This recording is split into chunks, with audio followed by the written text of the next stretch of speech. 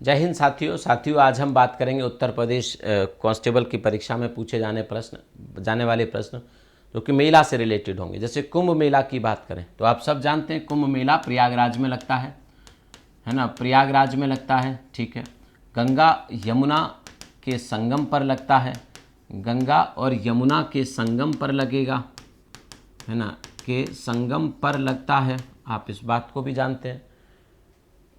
2 महीने तक चलने वाला ये कार्यक्रम होता है। ठीक है, प्रत्येक 12 वर्षों के बाद लगता है। कितने? प्रत्येक 12 वर्षों के बाद, है ना, प्रत्येक 12 वर्षों के बाद लगता है। इस बार का संगम जो कुंभ मेला है वो जनवरी 2025 में लग रहा है, क्योंकि इससे पहले 2013 में लगा था। जनवरी 2025 में लगेगा। ठीक है सर, इसके लिए कितना बजट दिया है राज्य सरकार ने? 2500 करोड़ 2500 करोड़ रुपए का बजट राज्य सरकार ने कुंभ मेले को आवंटित किया है। हो सकता है और भी पैसा इसको दे दिया जाए, लेकिन अब क्योंकि बजट आएगा नहीं जनवरी तक तो शायद संभावना कम है। लेकिन 2500 करोड़ रुपए का बजट दिया गया है। इसे 25 अरब कह सकते हैं। 1 अरब में 100 करोड़, तो 2500 करोड़ रुपए का बजट दिया गया है। आप लोग इस बात को याद रखिएगा। इससे पहले, है ना, 6 साल पहले 2019 में अर्ध कुंभ का आयोजन किया गया था, और अर्ध कुंभ की जो थीम थी, है ना, वो भी याद रख लो, क्योंकि हो सकता है पूछा जाए। तो सर्व सिद्धि प्रद कुंभ, है ना, इस 2019 की जो थीम थी वो थी सर्व सिद्धि प्रद, है ना, प्रद कुंभ, अर्थात सबको सिद्धि प्रदान करने वाला कुंभ। ये 2019 का जो अर्ध कुंभ था उसकी थीम थी, है ना, ये 2019 का अर्ध कुंभ की थीम थी। आप लोग इस बात को याद रखेंगे। ठीक है बच्चे, जो कि जनवरी से शुरू हुआ था और मार्च तक चला था, 15 मार्च तक। तो सर्व सिद्धि प्रद कुंभ, आप इस बात को याद रखेंगे तो आपका हो जाएगा। यहाँ पे प्रयागराज में लगता है, गंगा यमुना के संगम पर लगता है, प्रत्येक 12 वर्षों के बाद लगता है। जनवरी 2025 में शुरुआत होगी, जिसके लिए बजट राज्य सरकार ने 2500 करोड़ का दिया है। पिछले बार का जो अर्ध कुंभ था उसकी थीम थी सर्व सिद्धि प्रद कुंभ। ठीक है, चलिए आगे आ जाते हैं। माघ मेला की अगर बात करें तो माघ के महीने में लगता है ना बच्चे, माघ के महीने में लगता है। 1 माह तक चलता है। कब तक? 1 माह तक चलता है। जनवरी में मकर संक्रांति से शुरुआत होती है इसकी, मकर संक्रांति से शुरुआत होती है। भारत के उन मेलाओं में शामिल है जहां लोग कल्पवास करते हैं 1 महीने का, है ना, तो यहाँ कल्पवास किया जाता है। अगर पूछा जाए किस मेले में किया जाता है तो हजारों श्रद्धालु यहाँ आते हैं, गंगा के किनारे अपना ध्यान लगाते हैं। 1 महीने तक यहाँ पे लोग बैठे रहते हैं, अर्थात लोग कल्पवास करते हैं इस मेले में आके। तो ये मेला कल्पवास के लिए प्रसिद्ध है। आप लोग इस बात को याद रखिएगा। आगे आ जाता है रामायण मेला। रामायण मेले की शुरुआत हमारे उत्तर प्रदेश में सन 1973 में, उस समय के चीफ मिनिस्टर थे कमलापति त्रिपाठी, उन्होंने शुरू की थी। तो रामायण मेला पहले हमारे चित्रकूट में लगता था। कहाँ पे?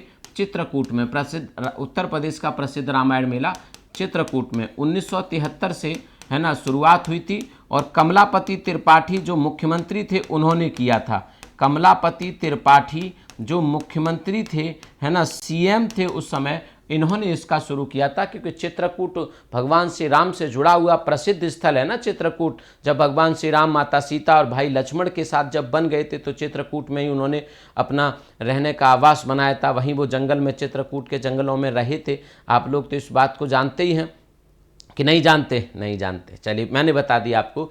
1973 में इस मेले की शुरुआत चित्रकूट से हुई थी। 1982 में ये मेला, उस समय के मुख्यमंत्री श्रीपति मिश्र साहब हमारे अयोध्या में ले आए थे इसे। ठीक है, तो 1982 से ये अयोध्या में लग रहा है, तब से अब तक। अब रामायण मेला आप याद रखिएगा अयोध्या में ही लगता है। ठीक है, कोई दिक्कत आपको? बहुत इंपॉर्टेंट जानकारी। जन्माष्टमी मेला, भगवान श्री कृष्ण के जन्म से जुड़ा हुआ जन्माष्टमी मेला, अर्थात ये मथुरा में आयोजित किया जाता है। कहाँ पर?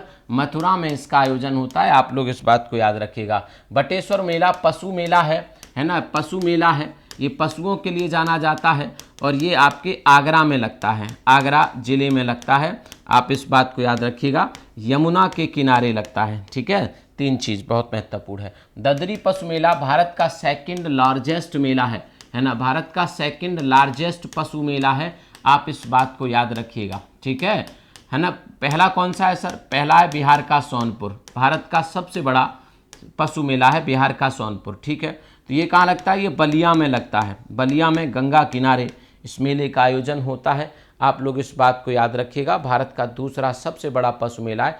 ददरी मुनि जो थे उनके आश्रम के पास इस मेले का आयोजन किया जाता है। सरधना महोत्सव आपके मेरठ में लगता है। मेरठ में एक जगह है सरधना कस्बा है, वहीं पर लगता है। इसे चर्च मेला भी कहते हैं क्योंकि यहाँ पे एक बेसिलिका ऑफ आवर लेडी है ना, एक चर्च है। आप लोग इस बात को याद रखिएगा, बेसिलिका ऑफ आवर लेडी का चर्च है और उसी चर्च में इस मेले का आयोजन किया जाता है, जिसे बेगम समरू के द्वारा निर्मित किया गया था। तो भैया यहाँ पे एक चर्च है, बेगम समरू ने बनवाया था और उसी चर्च के पास ये महोत्सव का आयोजन हर साल होता है। खासतौर पर देश के जो क्रिश्चियन लोग हैं, ईसाई धर्म का जो लोग पालन करते हैं, वो एकत्रित होते हैं यहाँ पे। तो बड़ा महत्वपूर्ण हो जाता है बच्चों, इस बात को आप लोग सभी बच्चे हमारे याद रखेंगे, ठीक है। कोई दिक्कत आपको नहीं है ना इस मेले से, सरधना महोत्सव से? तो ठीक है, आगे आ जाते हैं।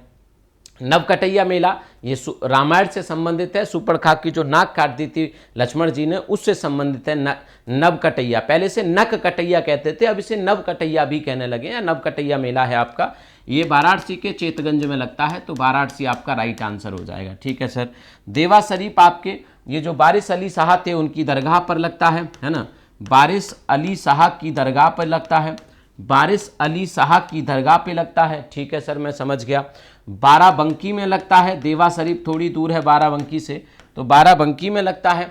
आगे कैलाश मेला आगरा में लगता है, भगवान शिव को सम्मान में है ना, तो शिव को समर्पित है। शाकुंभरी देवी मेला शाकुंभरी देवी को समर्पित है।